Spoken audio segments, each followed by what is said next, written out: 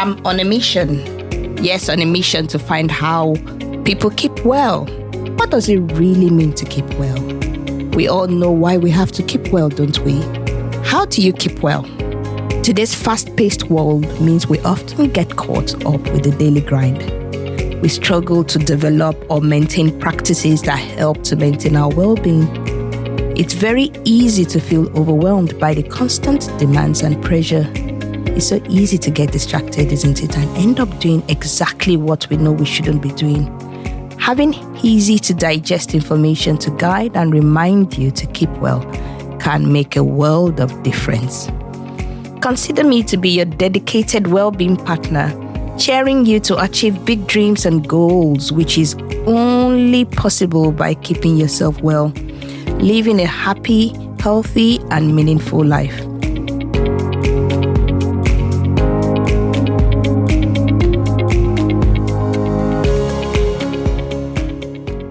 Hey there, wonderful listeners. Welcome to another episode of How Do You Keep Well? The podcast that's all about practical conversations on well-being. I'm your host, Dr. Jaye, and today we're delving into a topic that's close to my heart, cultivating gratitude, also known as counting your blessings for a happier and healthy life.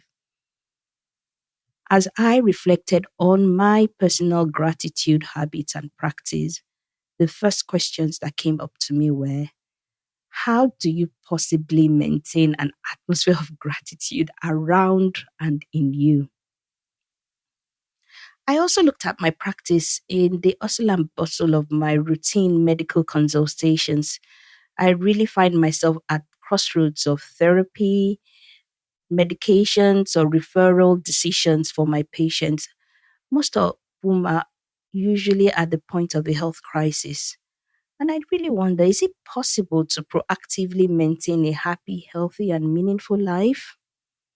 Often we hear about, fostering an attitude of gratitude. And to be honest, I think it can be quite hard to cultivate this attitude of gratitude in our minds, especially in the face of life challenges. Again, we know life has its curveballs, and sometimes these events can make it challenging to appreciate the good amidst the bad. But I also know that gratitude acts as a therapeutic force, almost akin to a natural antidepressant. I also see gratitude as an ongoing state of thankfulness, spanning past experiences, present events, and future possibilities. With past experiences, and I'm sure majority of people try not to dig issues out or revisit events that have been buried. The fear of pain or being traumatized again can lead to burying issues even deeper. Unfortunately, what tends to happen is the space becomes so filled up, and eventually it all comes out in unexpected ways, both physically or mentally. One thing I have learned when it comes to regret or resentment of traumatic events is the need to acknowledge those emotions are valid, but also understand there will be some changes that happen to you. And it's really going to take great patience to draw the good out of these events. And that's where I believe gratitude comes in. Some time ago, I was speaking to a friend who had experienced quite traumatic events. I was quite surprised when she told me she had become a better person for it. She said to me that she has learned to see people who may be experiencing similar issues, and she has become more sensitive when dealing with them. It could be that the events or experiences that we count as negative may well be for the people around you who really needed someone like you at that point in time to help them. In all things, whether positive or negative, let's look for ways. Let's search for reasons to be thankful. Another way of bringing things from the past is casting your mind back on some positive experiences you have had. For example, a lovely family holiday or Christmas being with friends or family, or maybe a problem that got sorted at work. Earlier this year, I decided to keep a track of all the great things happening in my life every week. Yes, I did the gratitude journal. And I did this judiciously every week. And as the year went on, oh, the pace slowed down to monthly. One thing I felt was a big, deep down joy, reliving all the beautiful events I had experienced. Thinking about it now is even still bringing a big, warm smile to my face, even on this dark, gray day in December doing this recording. So, we have said gratitude is an ongoing state of thankfulness, spanning past experiences, present events, and future possibilities. When we reflect on the past, acknowledging and learning from traumas and finding gratitude in it can lead to personal growth. Reliving positive experience, whether a cherished holiday or a resolved work issue, can spark immense joy. For this, be grateful. Let's look at how you can be in a state of being thankful in the present. Appreciating the daily events that happen can prevent us from taking things for granted or even communalizing experiences. I love a proverb my maternal grandma, we call her Mama Itausu. I love that woman.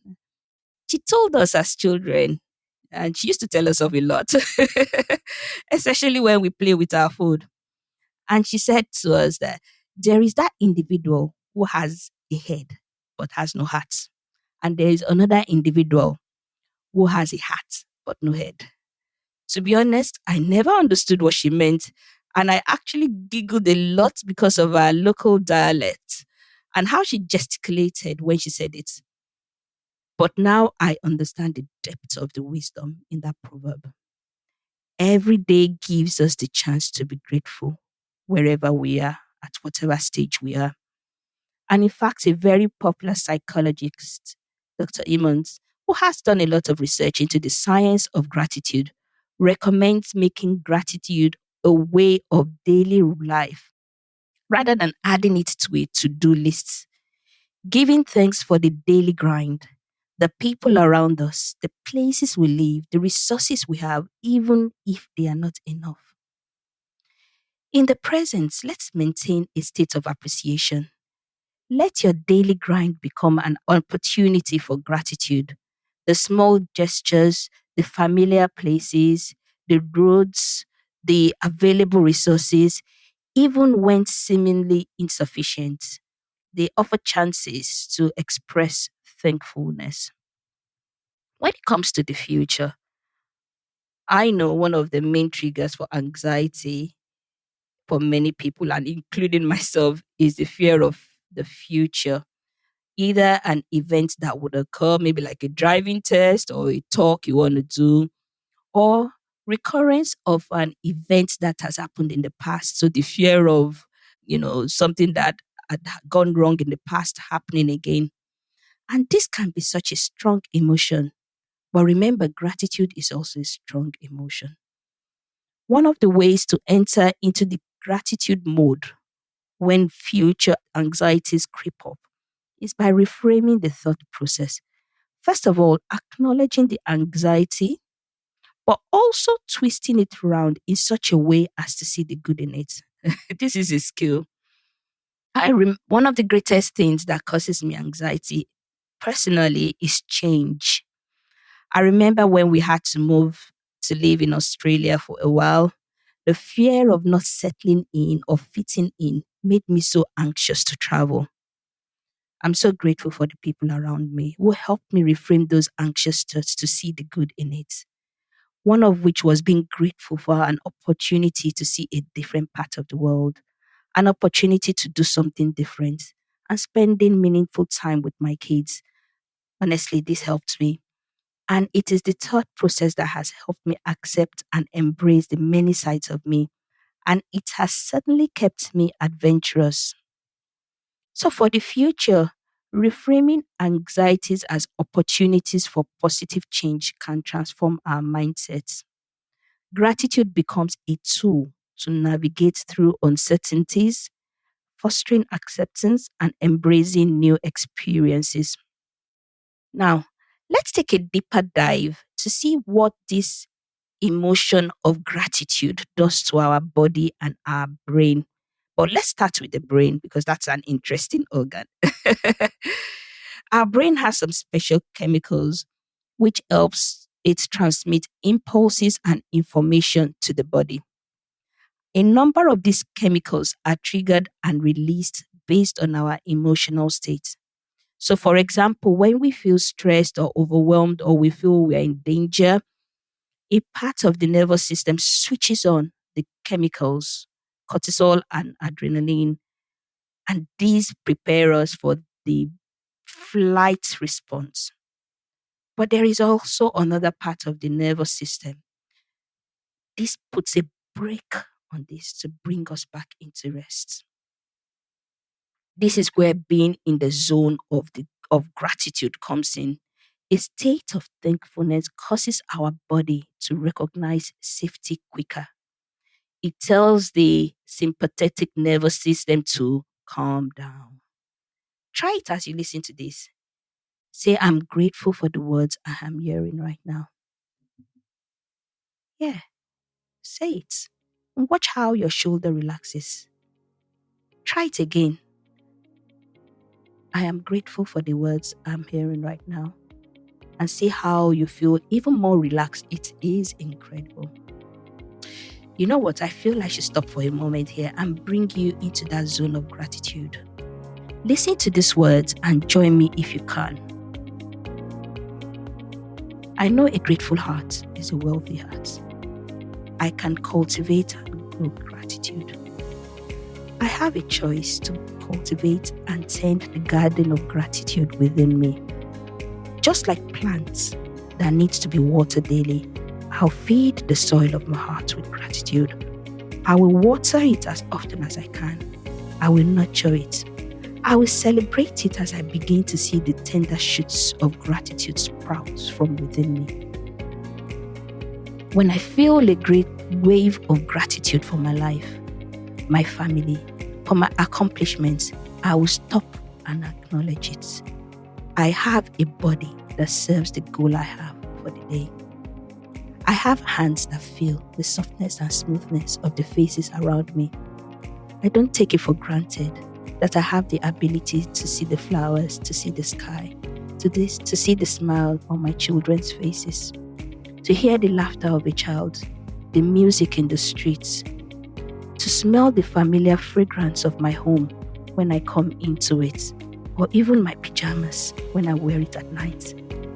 I have the ability to experience the world through a lens of gratitude. Gratitude is indeed an open door to a happier, healthier, and meaningful life.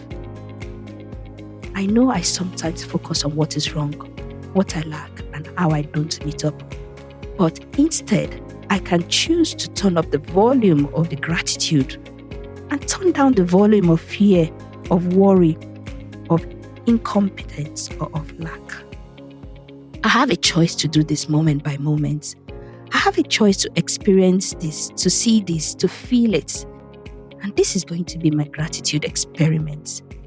I'm going to turn up the volume of gratitude even in the presence of problems, difficulties, in the presence of situations I want to change, even whilst in it and going through it. I am grateful this day and in this moment. I notice when I'm grateful. I acknowledge the good which I already have and also what is available to be grateful for. I see, I hear, I feel from a different vibration, the grateful vibration. Gratitude opens me up to enjoying life again. It opens my awareness, my creativity. I see opportunities, I see ideas. There's so much I am grateful for. I'm grateful for all the good that has come to me and all the ones that have come in packages. Packages of problems, of difficulties and challenges. I am grateful for all that is to come. I'm grateful for the people, the resources, the situation, the events, things that have contributed to my advancement and made me the person I am. Some things which I thought I could never recover from, they've made me a better person. I am lifted by gratitude, awakened by gratitude, energized by gratitude. I'm healed by gratitude. I'm so grateful for this one day I have been given. I'm so grateful to know I can choose gratitude over complaints. I'm so grateful I can choose gratitude over resentment. I'm so grateful I can choose gratitude over scarcity. I'm so grateful I can choose gratitude and satisfaction over depletion or deprivation. I'm so grateful I can choose gratitude over burden. I'm so grateful for all the goodness in my life money can't buy. I'm thankful for the source of all the good in my life. I'm so grateful and I'm so thankful. I see the potential of these words being a blessing and a lifter to those who hear it. This has been so beautiful to do, breaking into a spontaneous moment of gratitude right within this podcast. Please feel free to rewind this or stop here if you wish to stay in the zone of gratitude for a little longer if you want to. So we have learnt about gratitude and how it affects our brains. By recognizing and expressing gratitude, we activate chemicals that promote a sense of safety, easing stress and inducing relaxation. So my next question is, how does gratitude affect our bodies? Earlier, we talked about the parasympathetic nervous system and the impact it can have to help our body feel safe. Some scientists refer to it as the rest and digest part of our nervous system. And according to scientists, gratitude is strongly related to well-being. The positive effects of gratitude on us is endless. So let me give you some examples. On our physical well-being, gratitude actually reduces muscle tension, especially when we choose to recognize it and acknowledge it. That means we notice it, focus on those waves of thankfulness or thoughts of gratitude that come to you. It helps to prevent our heart racing, allowing our heart muscles to get enough blood and for the circulation to move freely. Being grateful helps you to help or support other people. You know, the paid forward thing.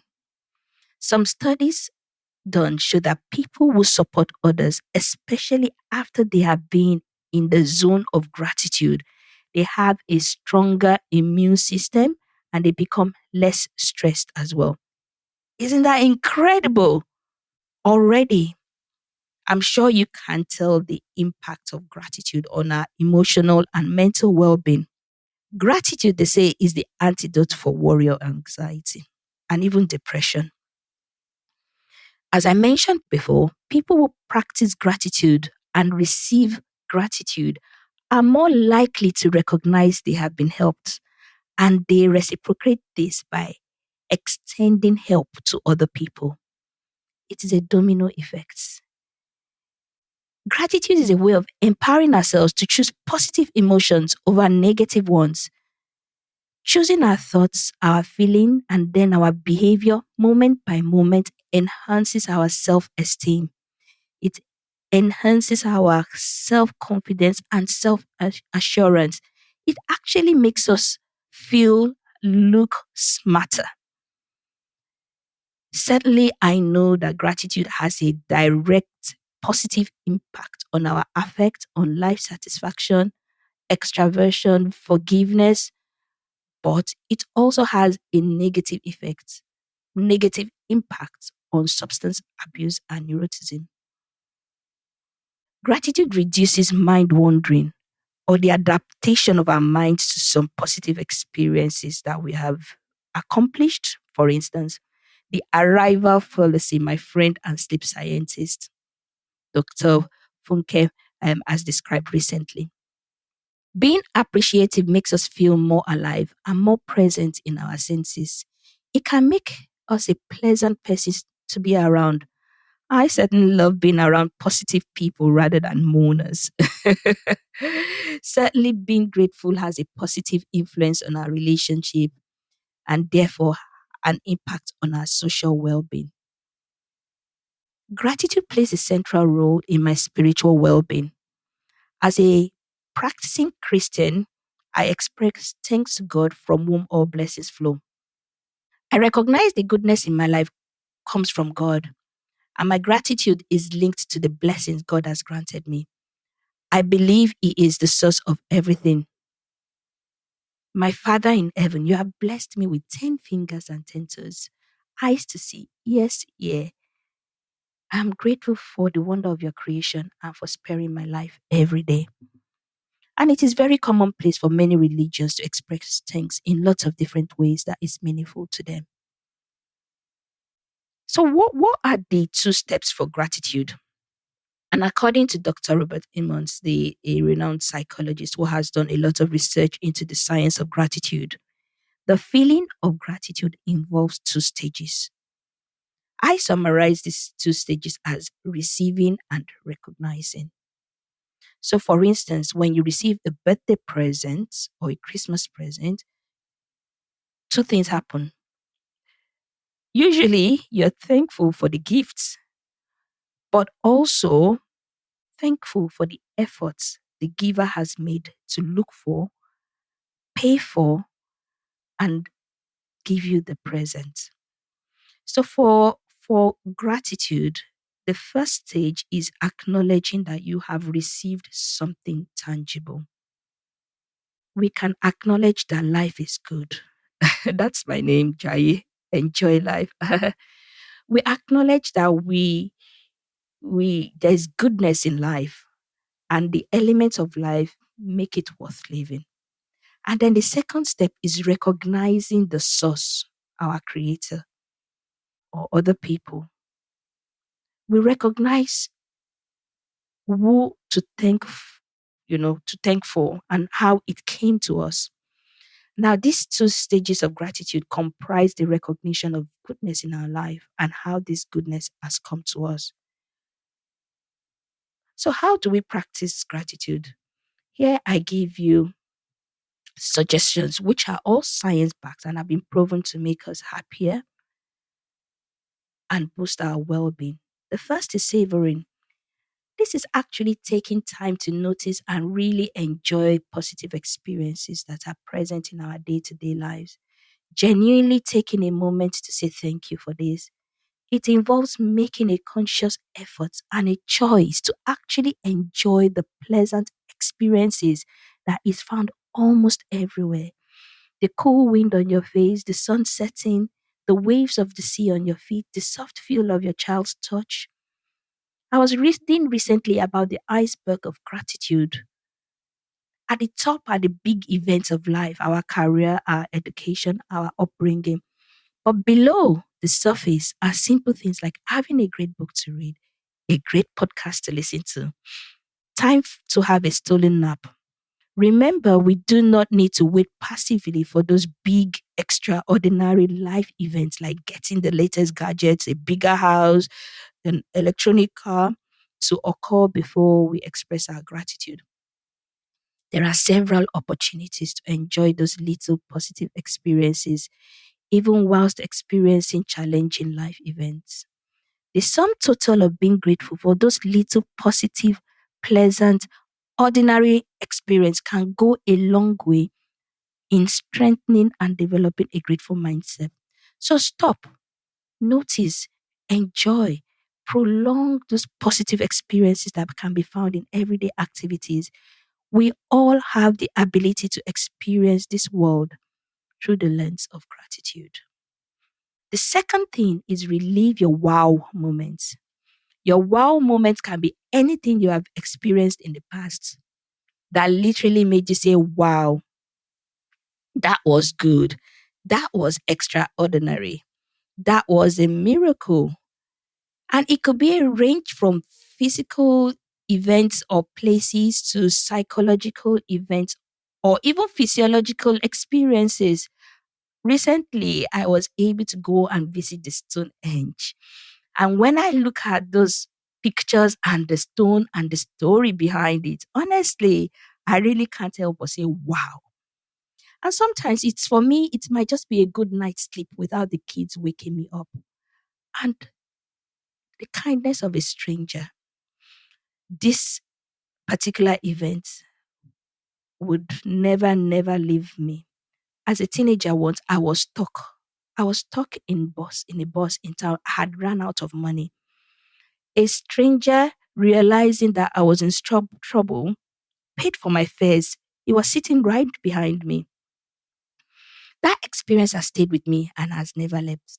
It always reminds me how well looked after I am. Sometimes, even when there seems to be no way out. Now, back to the topic now. Allow yourself to relive the moment of awe by closing your eyes for a few minutes and remembering as much about the experience as you can. It's necessary to cultivate the habit of being grateful and to give thanks continuously. The third suggestion I have is giving to others and saying thank you. Giving compliments to people around you, your spouses, your partners, your siblings, your family members, work colleague, and dare I say, your boss. Look out for positive qualities in people around you and actively show appreciation and admiration for these qualities.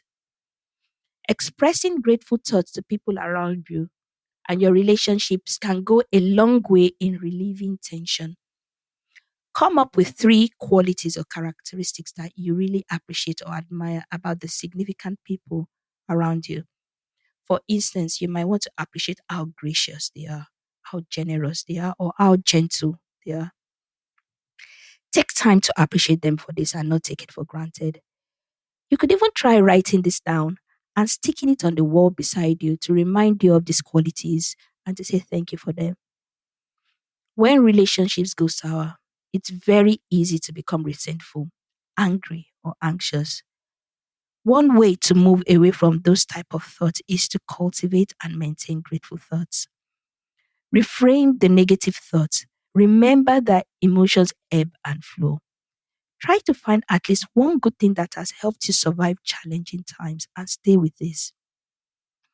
We can choose gratitude over complaint. Seek help from your friends or a therapist if you're really struggling to engage your thoughts in positive ways. When we live from gratitude, we see opportunities that have been there all along, but perhaps we couldn't see them from the frequency of doubt, worry, fear, criticism, or blame. The fourth suggestion is gratitude writing. The actual intentional practice of writing down what you are grateful for has an impact on your physical, emotion, and mental well being. A research that was done in 2021 with three groups of people, those who wrote down what they were grateful for, those who wrote down the hassles in their life, and a third group wrote about a neutral topic.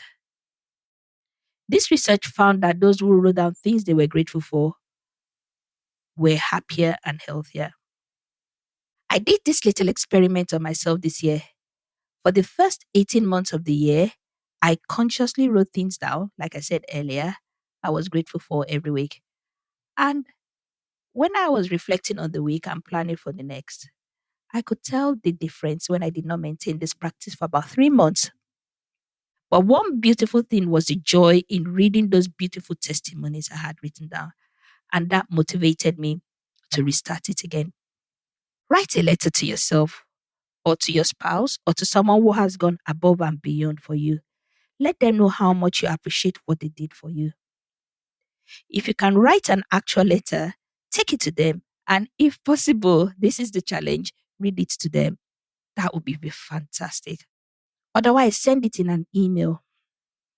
As a receiver of thank you letters myself, mostly from my patient, but also from my kids, I can assure you this means a lot to me.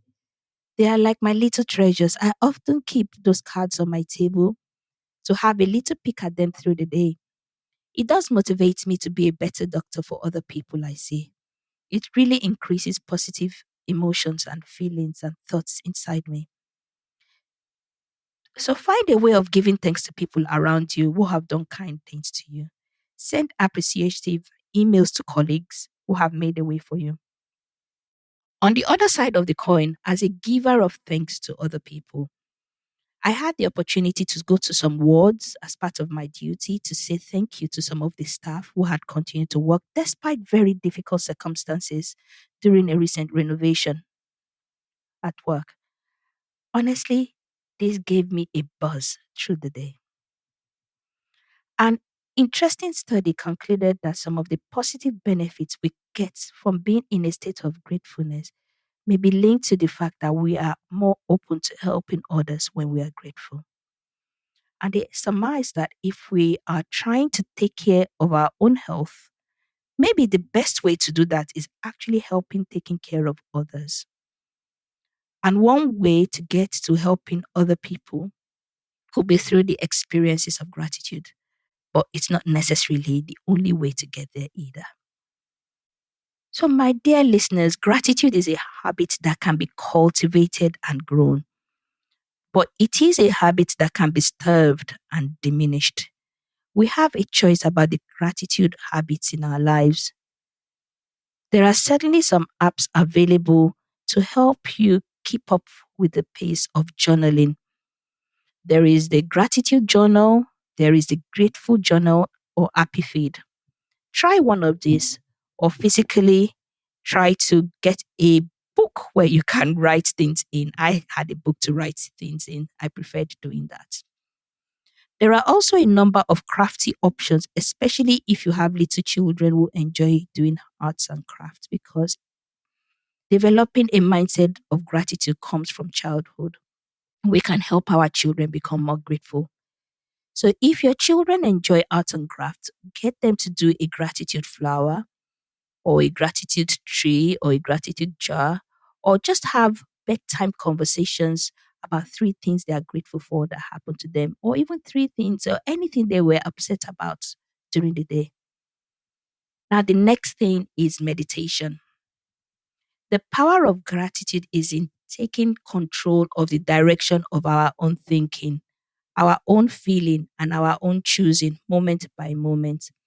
We are directly in charge of this, and we can consciously create time every day to express gratitude to whom goodness comes from. We can choose to raise our vibes into a zone of gratitude by doing some meditation. Gratitude is the frequency that is harmonious with abundance. Taking time to reflect on your day for few minutes at the start of the day can boost your well-being. Meditation involves a conscious in tuning to yourself and your senses and avoiding distraction. For example, taking a few moments in a relaxed posture, taking some deep breaths. Think of your immediate environment and your five senses. Then say to yourself, for this I am grateful. Bring to your mind people close to you and then say, for this I am grateful. Then turn to yourself. You are unique. You are blessed. You are blessed with creativity, with imagination, the ability to learn, ability to bounce back from difficulties. And say again to yourself, for this I am grateful. Then tune into the fact that life is a precious gift. You have the gift of light. You have the gift of love. You have the gift of resources. We live in a time of progress, of advancement and connectivity with access to knowledge. Say to yourself, for this I am grateful. It's easy to focus on what's missing or what seems wrong. Yet in spirit, there is no lack or poverty. Why not tune in into a higher frequency? And I believe this is where counting your blessings comes in. So, my take home message today is gratitude is not a hype, it works. Counting your blessing boosts your well being. I'm deeply grateful for the time you have chosen to listen to me and process the ideas I have raised here, even if you have heard this before. I am very grateful you have stayed on to this stage. And in wrapping up this gratitude filled episode, remember that gratitude is a habit. It's a choice we make daily.